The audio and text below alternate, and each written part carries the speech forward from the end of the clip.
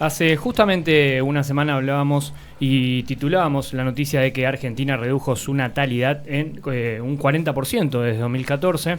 El estudio pertenece al Observatorio del Desarrollo Humano de la Universidad Austral. Y ayer empezábamos un poco a comentar, un poco a debatir a boca de jarro sobre estos números ¿Qué nos brindaba? ¿Qué nos decía? ¿Qué no nos decía? ¿Qué decían los que trajeron personas al mundo? ¿Qué decían los que no trajeron personas al mundo?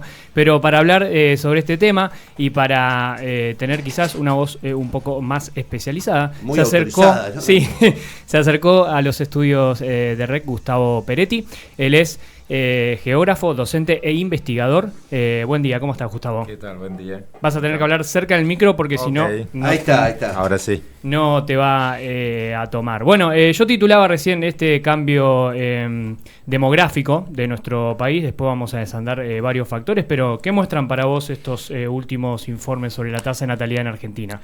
Sí, efectivamente, un descenso en la fecundidad, pero que hay que analizarlo en términos de largo tiempo, porque es una tendencia que se está dando en las últimas décadas. Si bien salió el estudio ahora en la Universidad Austral la semana pasada, es cierto que es un proceso extendido y que se está dando, como decía, desde hace varias décadas.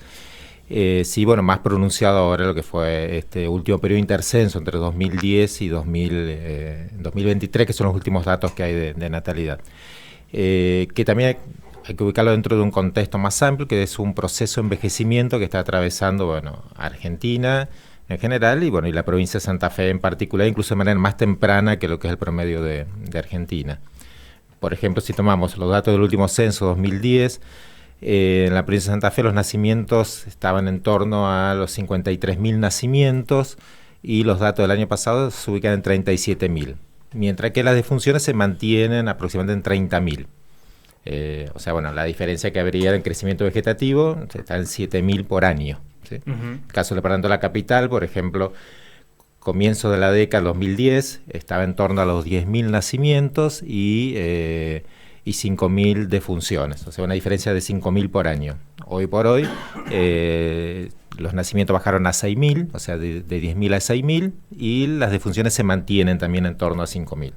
Entonces, ahí hay una diferencia solo de 1.000 habitantes por año, ¿sí? Mientras que hace 13, 14 años atrás era de 5.000. ¿Sí? Y según tu estudio o tu análisis sobre el tema o la problemática, ¿cuáles serían los principales factores que explican esta caída? Porque uno siempre en lo que piensa, por lo menos me pasa a mí personalmente, es en lo económico. Hay que verlo por eso desde distintas aristas para poder entender estos comportamientos. Que también, no solo es de Santa Fe, Argentina, sino también en términos globales que se está dando este descenso de la fecundidad, salvo, algunos países de África, sudeste asiático, pero en general este descenso es un descenso global. Entonces, hay distintas aristas muy complejos, ¿sí? Que puede ser desde la cuestión económica, de qué perspectivas hay desde lo económico. Entonces, se hace un balance, la cuestión, de si tener hijos, que implica eso desde lo económico, y en el caso de la decisión de tener hijos, cuánto, que últimamente lo que es mayoritario es que es solo un hijo, ¿sí? Y también cambios culturales, también analizar distintos roles de la mujer, del varón. Se está privilegiando la cuestión de desarrollo, primero un desarrollo profesional en cuanto a la mujer y después recién tomar la decisión de tener un hijo, ¿sí? También es cierto que esta cuestión de mandato cultural que había en términos de la mujer de tener hijos, ya está también se está resignificando. Y también ver, porque se atribuye solo a la cuestión de la mujer, pero también ver este tema de las nuevas masculinidades que implica también para el varón el tema de tomar la decisión de tener un hijo, ¿sí? Porque vimos en determinado discurso la semana pasada que solo se atribuye a la mujer. Sí. Primero, hace unos años, planteando que determinadas políticas sociales, entonces iba a beneficiar de tener muchos hijos por el tema de la política social. La política, el embarazo vía plan. Exacto. Sí. Ahora de manera contraria se le atribuye toda la mujer si no quiere tener hijos. Entonces son los responsables de todo. Claro, y solo el tema de se pone el foco en la mujer y no los varones. Algo tienen ustedes también que no. Exacto, sí. Hagámonos cargo. Sí, de todas maneras, ayer hablábamos precisamente de la fortaleza que ha ido adquiriendo el discurso de la no maternidad o de la no paternidad o de la no maternidad, digamos.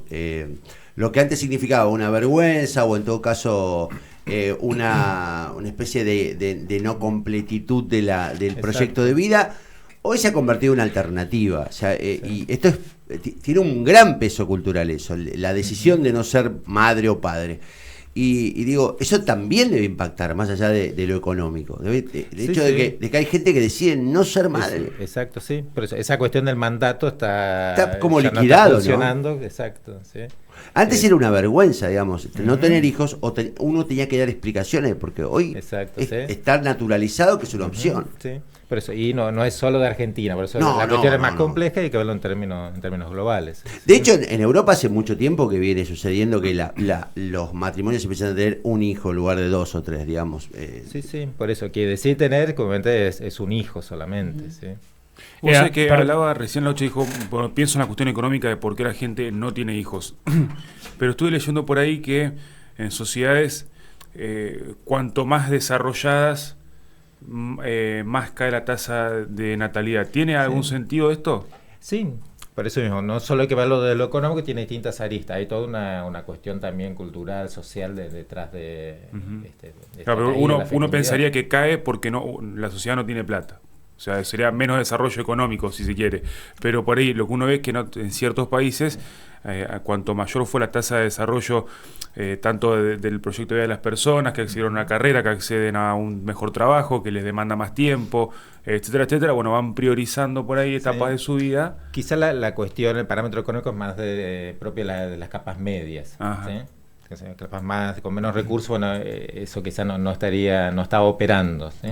Y sí hay una caída que es transversal, eso también lo que es llamativo, lo que se está dando en los últimos años, una cuestión que es transversal a todas las capas sociales, podría decir. También en las capas más populares hay una caída de la pregunta, porque hay también una especie de prejuicio o especie de idea instalada de que en realidad en los sectores con menores recursos hay una multiplicación de la tasa de natalidad y no es así. No, por eso. Esta postura que había hace unos años diciendo, bueno, determinados planes sociales, la asignación universal por hijos, fomentaba la fecundidad, bueno, los datos no están reflejando eso, no ni mucho menos. Dando eso, ¿sí? ¿Y hacia dónde vamos? Porque digo, este es un asunto, si se quiere, científico y hasta tiene si se quiere, una valoración positiva en algunos aspectos. Al mismo tiempo genera un lío bárbaro porque se estabiliza la ya dañada subsistencia de los sistemas jubilatorios.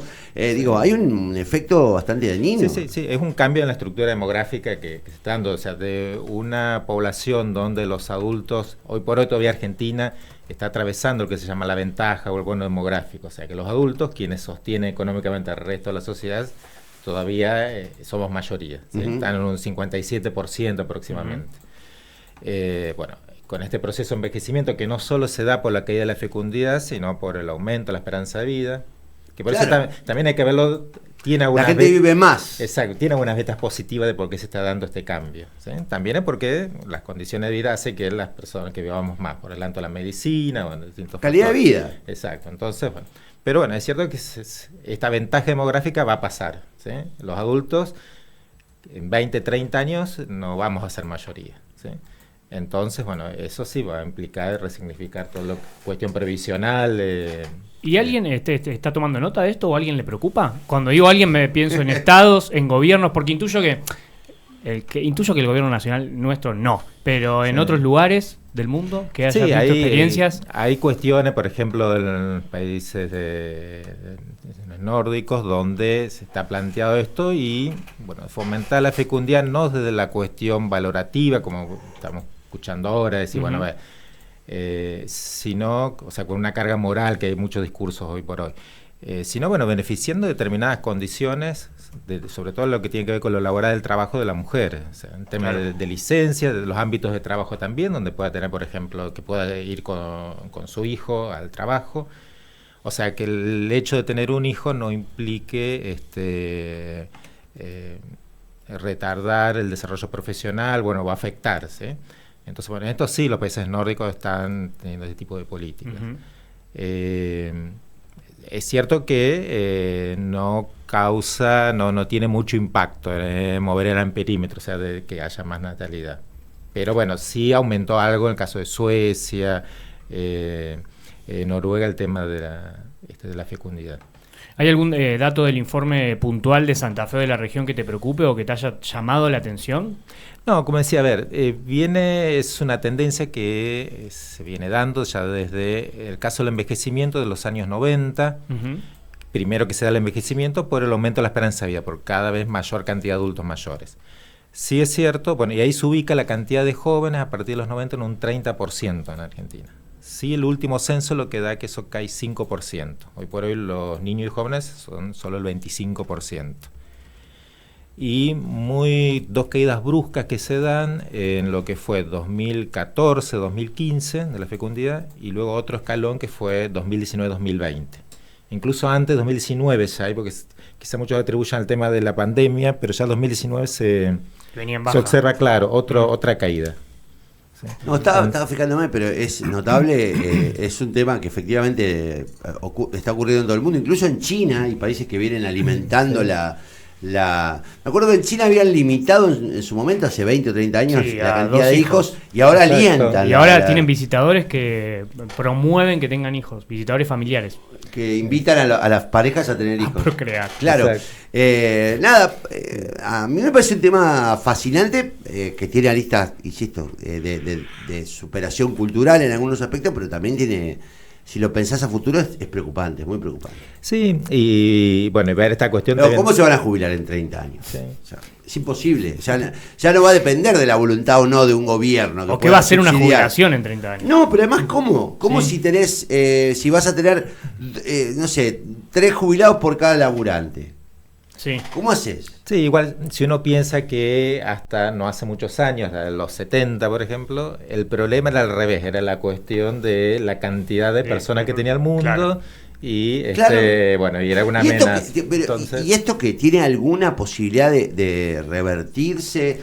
Digamos, porque cuando hablo de revertir digo que hay que hacer una campaña, tengan hijos o qué, digamos. No, por eso me parece que más allá de la cuestión que bueno puede funcionar del tema de la discursión, parece que favorecer determinadas condiciones, que lo que planteamos hoy de esta experiencia de países nórdicos, de favorecer el tema de la mujer, la cuestión de que no afecta el desarrollo profesional, el hecho de tener un hijo. Bueno, y sí también la cuestión más en un contexto macro de bueno la situación del país, porque planteas el tema económico, bueno, también es algo que puede llegar a incidir. Entonces, bueno, en un país donde no hay mucha esperanza, bueno, el tema de la decisión de tener un hijo brutal, porque reaparecen discursos muy peligrosos. Sí. Ayer escuchaba a un grupo de personas que estaban hablando de cuándo comenzó esta crisis y empezó la legalización del aborto. No, apuntaban directamente al momento en el que en los 60, en pleno estado de bienestar, el mundo decide incorporar a la mujer al mundo del trabajo. Entonces dice, claro, le quitaron el trabajo al hombre, digamos, duplicaron la demanda laboral y además empezaron a reducir claro, empiezan a reaparecer los discursos machistas, digamos. No, seguro. El orden conservador. Sí tiene algunas cuestiones que es por algo positivo este descenso de la fecundidad. Por ejemplo, la cuestión del plan ENIA, que apunta a la cuestión de evitar el embarazo no deseado de adolescentes. Bueno, en provincias del Nordeste, donde era muy elevado, caso de Formosa, Chaco, bueno, hay estudios que dan cuenta que efectivamente bajó mucho el embarazo de niñas y jóvenes, de adolescentes. Entonces, incluso, bueno, eso es positivo. Sí, incluso es el ítem que más bajó, de 15 a 19 años. Claro. Pero lo que, o sea, puede haber un punto medio, o sea, ni dejar todo como está, ni adherir a esos discursos uno de ellos es el rector de la UCA, que acá lo pasamos, Giabone, que dijo, bueno, ahora las mujeres quieren viajar a los 30 y a los 50 quieren tener hijos.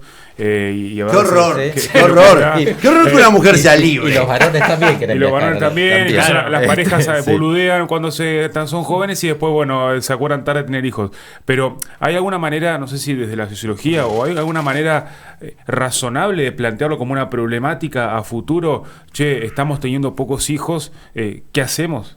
Sí, por eso, yo evitaría estos discursos alarmistas que es lo que se estuvieron escuchando. La población va a seguir creciendo todavía 20 años, o sea, no es que mañana va a empezar a descender.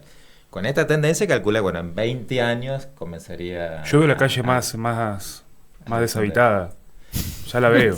Voy a las plazas en Pero eso no se debe a la tasa de natalidad. Eso primero. Eso no se debe. Esa es una sensación tuya. Claro. Primero. Y segundo, a mí me parece que no, que al revés. Digamos, yo creo que, digamos, pienso en fíjate vos en lo que se me ocurre, la cantidad de autos que hay. Lo que hemos multiplicado la cantidad de el consumo. Eso tiene que ver con la cantidad de gente que también empieza a funcionar en otro tipo de hábitos que antes no tenían. Digo. Y no sé si no en algunos aspectos no es bueno deshabitar, incluso extinguirlo sería bueno también. Pero para eso faltaría un montón de años, ¿no? No, claro. Por eso, así como era un problema el tema, bueno, había un economista Malthus que planteaba, bueno, la única forma de evitar que crezca tanto la población es a través de hambruna, de guerra, bueno, y era un problema, lo veía como un problema, bueno.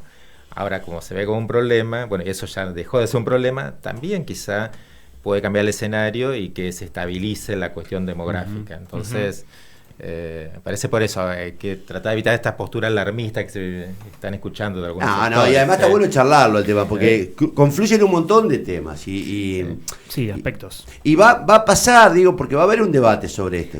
Va a haber un debate, en algún momento va a haber un debate profundo. Y digo, y así como se debatió el tema del aborto, y reaparecerán quienes dicen que el aborto no puede ser contemplado bajo ningún aspecto, porque va a atentar contra la tasa de natalidad, reaparecerán los discursos que recién te decía, los que dicen, no, la mujer no tiene que trabajar, y digo, habrá quienes adopten, o en todo caso culpen a la sociedad moderna, a los nuevos valores, a los nuevos derechos, la responsabilidad de esta baja de natalidad. Sí.